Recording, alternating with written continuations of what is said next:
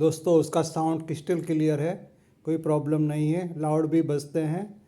और उसकी size 5¼ inch है, सवा पाँच इंच के स्पीकर है, 60 वाट के 8 ohms के है और क्रिस्टल क्लियर साउंड है। और पावर भी इतना ज़्यादा नहीं खींचते। वो 3.5 इंच वाले थे, वो पूरा वॉल्यूम खोलने पर भी ज़्यादा लाउड नहीं बजते, लेकिन ये अच्छे स्पीकर है।